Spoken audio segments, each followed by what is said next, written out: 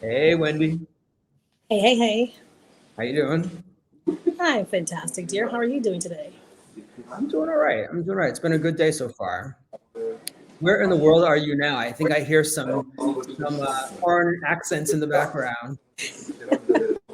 Such is my life. Yes, because I can't tell time, even though I was a Girl Scout, my Girl Scout troop leader would be embarrassed right now. I had to um, rush into a hotel to be prepared for our call and our guest today. I'm actually right now in lovely Paris, France. So, yeah, it'll be okay. Hence the All right. atmosphere. Give them a big old bonjour from the rest of us. Hey. Yeah. So it seems like you're kind of exposed and feeling a little bit vulnerable out there right Yes, now. and in preparation for our call today, I actually looked up the definition of being vulnerable because it's a word we use a lot, but we don't necessarily understand fully what it means. And according to Google, because Google knows all, vulnerable means being in a position where other people can hurt you. I mean, Mm. there's a lot more if you go to the legit dictionaries, but Google has, I think, capsulizes it very nicely, where other people can hurt you.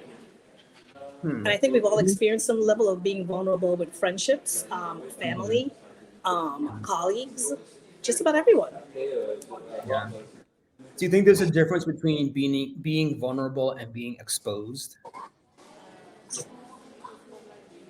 Well, that's a great question. I don't know. I don't know. Wait, how do you define it? Which one, vulnerability or being exposed? Being exposed. Push that right back on you. Sure. So being exposed, I feel it does put you in a position where you could be hurt by someone or something else Mm-hmm. because you don't have those protections, you don't have those barriers. Um, Vulnerability, but I think the difference here is that being exposed is something external, like you don't have control over it. Whereas being vulnerable, I think you might have the choice of putting yourself in that position. Maybe not always, because there are people who are vulnerable who don't have that choice. But I think in the context of where this conversation will go, I think we might have the option of putting ourselves into that position. Good point. Good point. But even with family, I think a lot of times we start off not thinking we have a choice in one way or the other. That's true. Yeah, But that's you a can good always point. walk away from friendship and you can walk away from family. You don't have to stay in that position. Hey, with family especially, it's easier said than done for a lot of people. That's true. That's true. I mean, I've chosen to do it. I know you have too, but it's definitely not something a lot of people feel they have the strength or the courage to do. That is true. That is true. Well, I'm hoping that our guest today can give us a better definition or like her personal definition of what vulnerability is. Yes. So let me do a quick intro and we'll bring her on. So today, oh, we didn't even introduce what the topic is. Today, we are talking about the things they don't teach us about vulnerability. And our guest Yes. today is Erin Anderson. And Erin's life work is centered on the importance of collective healing and personal growth through loving action. Equity, inclusion, diversity, culture, and yoga are her main tools for personal healing and social change. She has worked in service throughout her professional life from the food and restaurant industry to residential youth homes and nonprofit program management. She believes in addressing both triumph and trauma within our own bodies. She believes that by doing this, we learn to accept what we cannot change and engage in meaningful release that is not in service to empowerment and betterment of all humankind. Let's bring Erin on. Hey, Erin. Oops. Hey, Let's put you. There we Hey, go. Aaron. hi, Wendy. I'm so Thanks glad for to. joining us. Yeah, no, I'm so glad to be here. I'm so glad to see you both and to chat on this a little bit. I was excited when you brought it to the forefront of the discussion. It landed in my inbox. So, It's always good to see you and always good to chat with you. yeah. And I'll just let our viewers know that you are currently in, is it Bozeman or Missoula? Oh, God, I wish neither of the two. I'm sorry, but I shouldn't hate on my hometown like this. um, Billings. I'm in Billings. Billings, Montana. Yeah, it's Yes. the largest city. It's also the magic city in Montana. But yeah, it has a different vibe. Both Bozeman and Missoula are more, I would say, like concrete college towns. Billings there are colleges here, but it's not as large of a student population, I would say. Okay. Well, sorry, Billings, for not remembering you're out there, but I was bringing that up because you're joining us from a very, very early time zone. So I appreciate you getting up for us and coming onto the show today. Not a problem. It was my pleasure, honestly. So, Erin, tell us, how do you define that vulnerability? Well, being backstage and kind of hearing you guys talk about it, I mean, I guess I didn't even look up like vulnerability like as like a definition. But being in a space where you put yourself where somebody could hurt you is it's interesting to me, you know. I think that for me, I think vulnerability is coming into a space where you kind of bare, you know, your soul, like the good parts of you. And also I feel like some like decisions that you've made, like within your life that, you know, could possibly have harmed other people or have like harmed yourself as well. Right. I think that there's that space. And I think also just because I think a lot of times like vulnerability is like attached to like shame, or we think about it within that way. And I saw something the other day that was like, you know, if you think that being vulnerable is like hard in a space of shame, try to do it in a space of joy. Right. And so it's interesting to kind of put yourself out there to the world and the things that you're joyous about, the things that you're shameful about, and in a sense, be like scared or fearful of someone kind of like coming for you to comment like on like your life. Right. And then Derek, when you talk about like a space of like being like exposed, I was like taking notes, right? Like, I feel like being exposed it's like you can think about it, you know, being open, you know, to other people, you know, and having like all things kind of like on display. You think about it from like a space of like indecent exposure, you know, like, but then there's also like that space of, I think, someone kind of like something outside of like your control. Vulnerability, I think, is your choice, right? You choose how much of yourself you're going to put out there to the world. And then exposure, I think, is something coming from like outside and kind of like pointing like at you without you necessarily being able to have a say with how much is like put out there, right? And so the two are kind of interestingly like intertwined. But I think it does come back to that space of like harm or non-harm, which is interesting because like the main like premise of yoga is right, loving action and like non-harm, right? Ahimsa means like non-harm and non-violence, right? So it's interesting to kind of play with the two. So I'm picking up on something you mentioned a minute ago about vulnerability and shame. And, you know, I kind of want to go in that direction just for a minute because, you know, part of what got us thinking about bringing you on as a guest were your social media posts. And, you know, I'll show this one that we have here where, you know, you're bearing it all. And, you know, a lot of people would choose not to do that, would choose not to be vulnerable in this way and on a platform as global and as accessible as social media. So I just am curious to know, why did you choose to be vulnerable on social media? I feel like on social media, it's I think about it from a space of like the greatest mentors in my life, right? Are the ones where I've learned great things about like their successes, you know, in terms of the things to do. And then also that space of the things not to do. And I think like on social media, there's like this space of one, like it's interesting because some of like the posts, I think a lot of people thinking, you know, like half nude posts or things are a space of like being like vulnerable.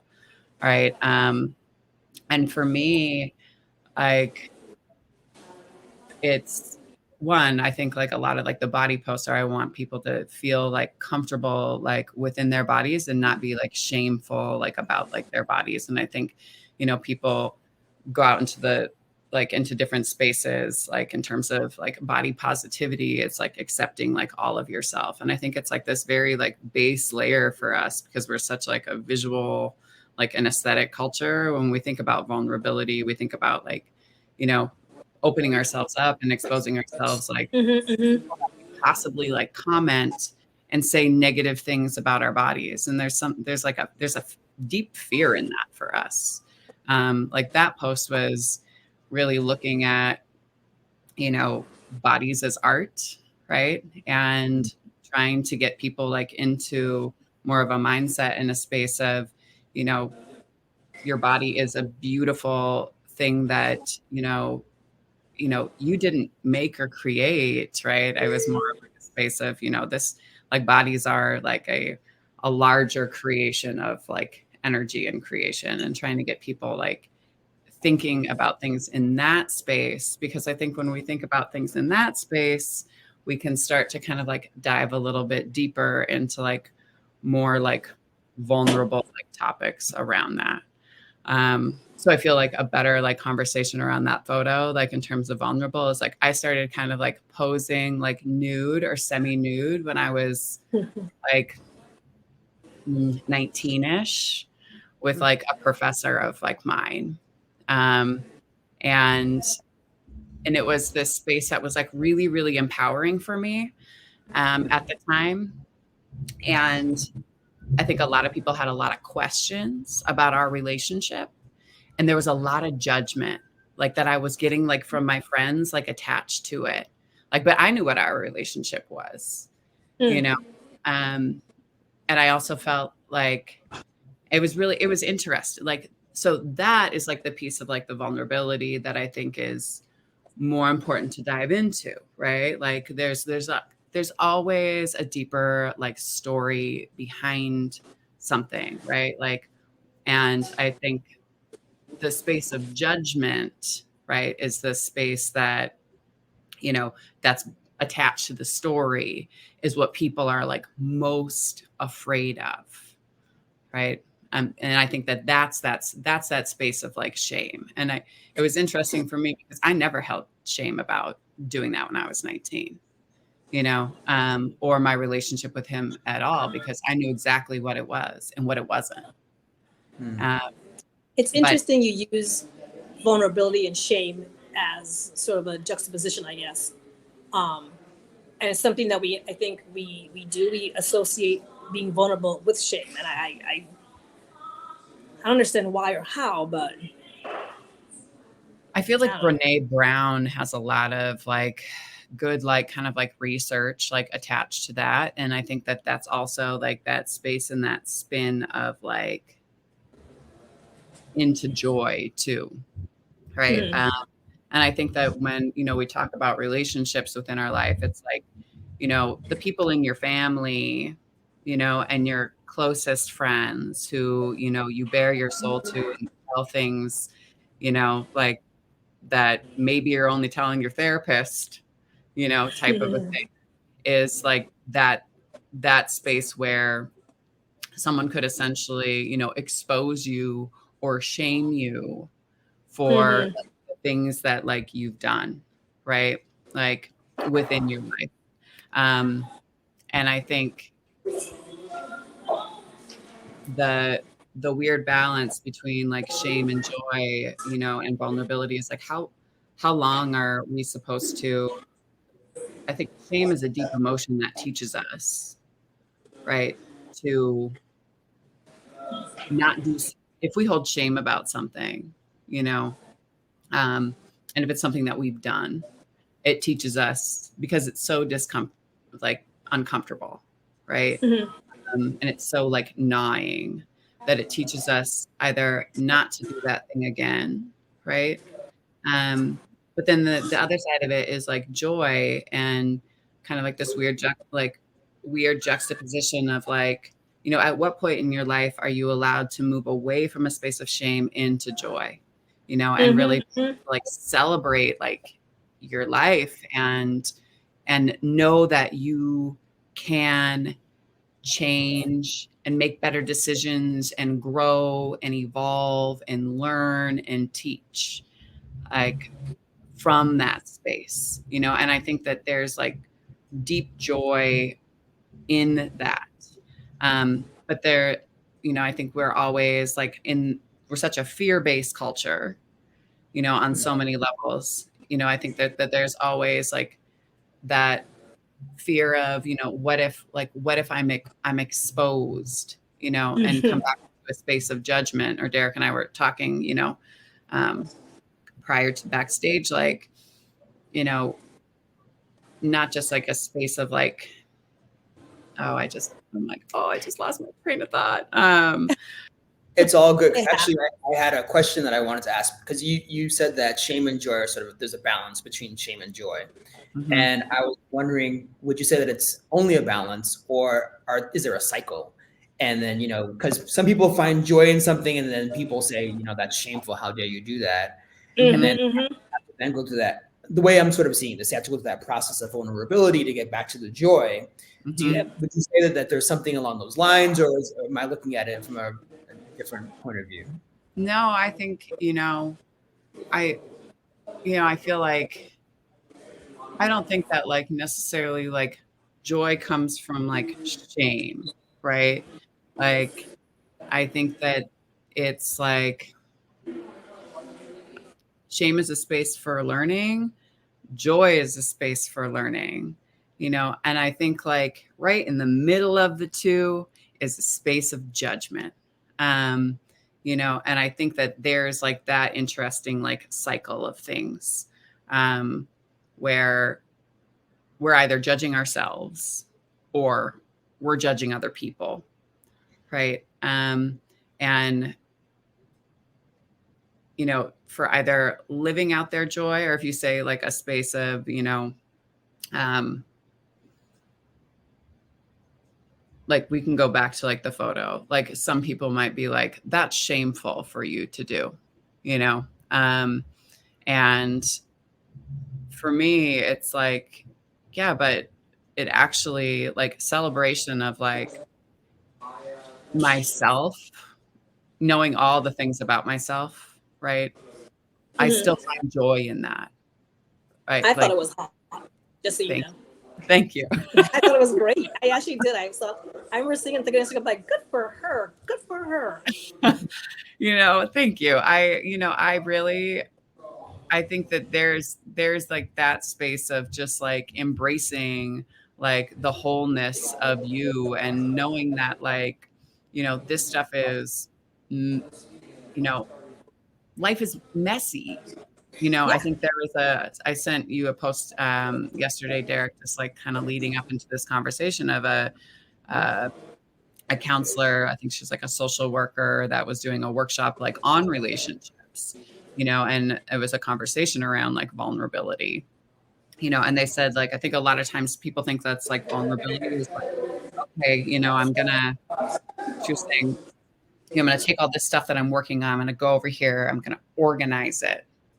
And then I'm going to put it out to the world in terms of a space of this is me being vulnerable. This is me being all of these things. And it's like when vulnerability is actually like you walking through things like with your friends and colleagues and families together through the mess of it. Like you don't have time to sit over here and make things perfect, then to put it on social media, and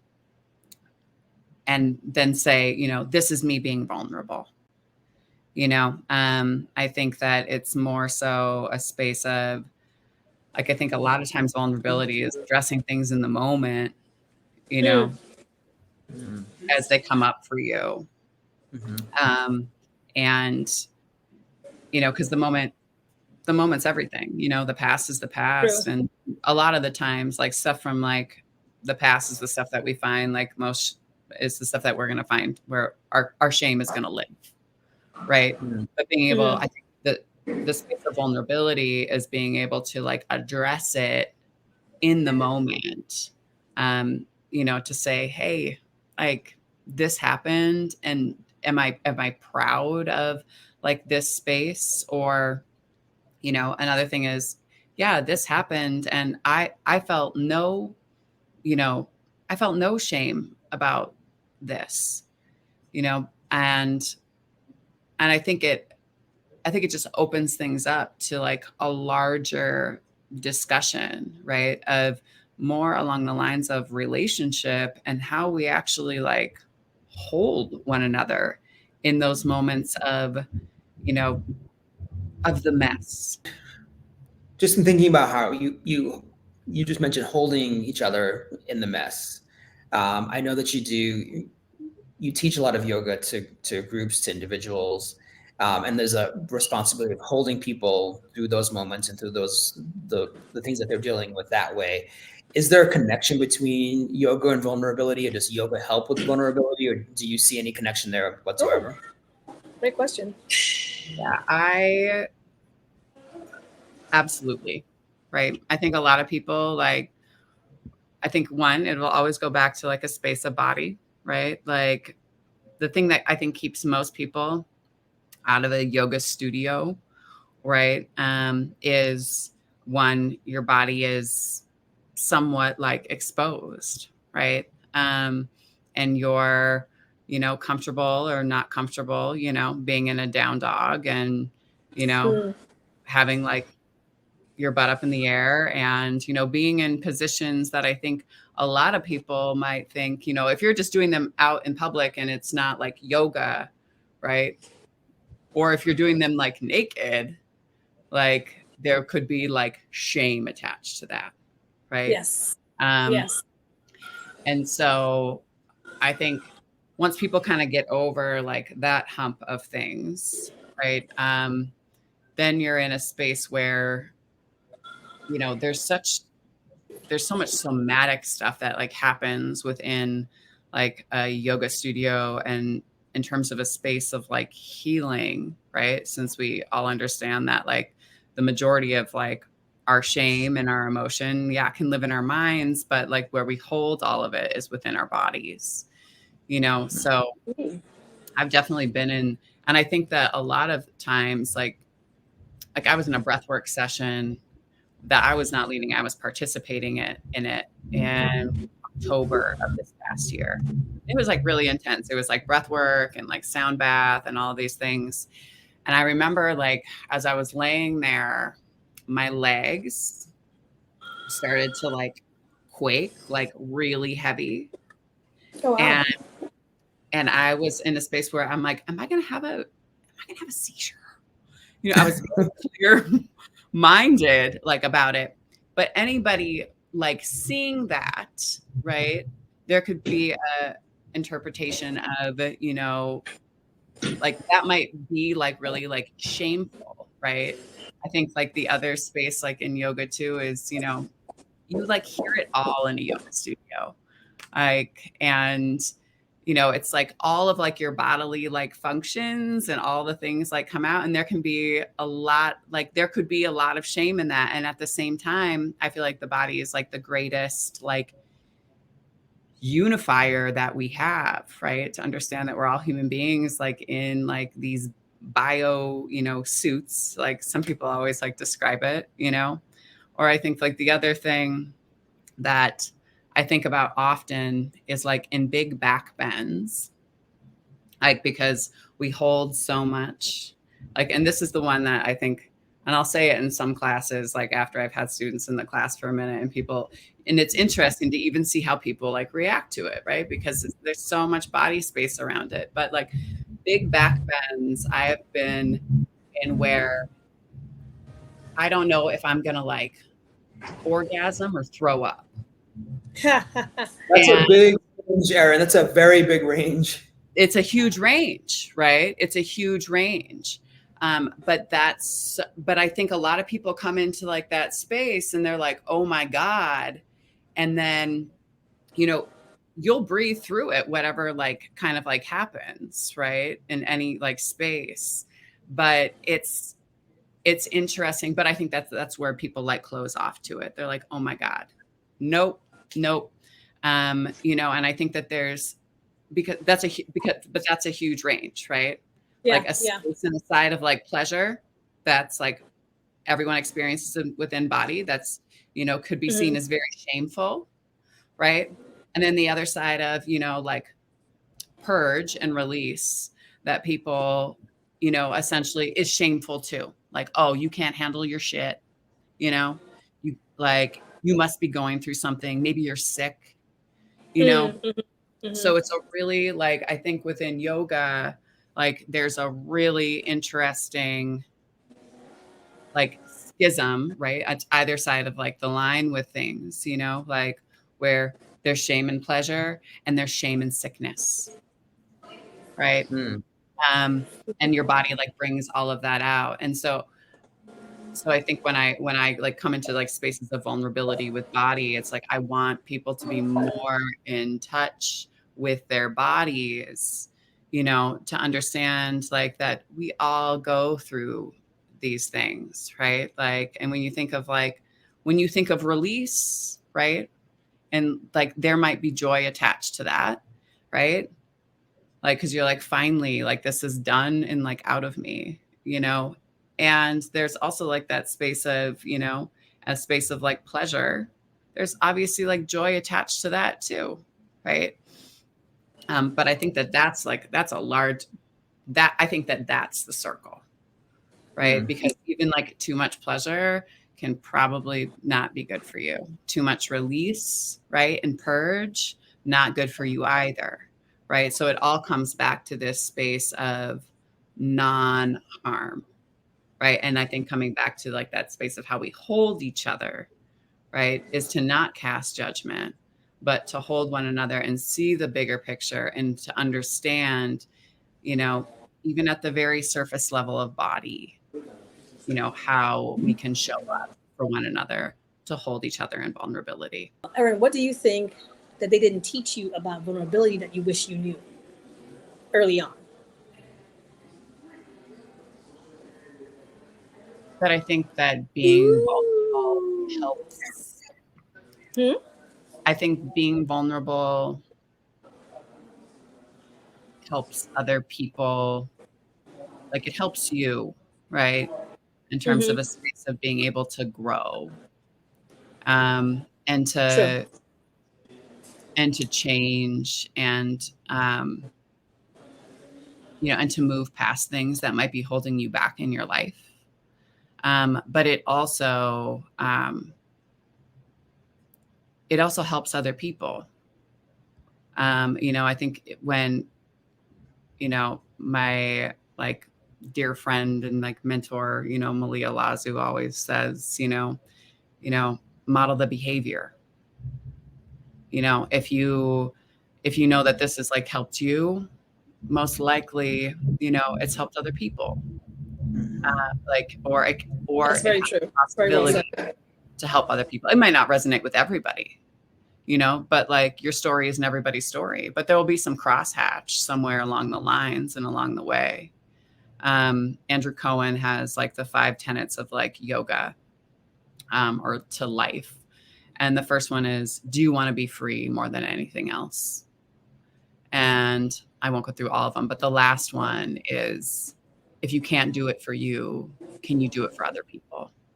Wow. You know, and then that's a really beautiful circle that swings back around too, because at some point in time, you doing things for others will lead you to yourself, and you doing things for you, like if it's from a space of, you know, non-harm and love, will lead you to doing good things for others.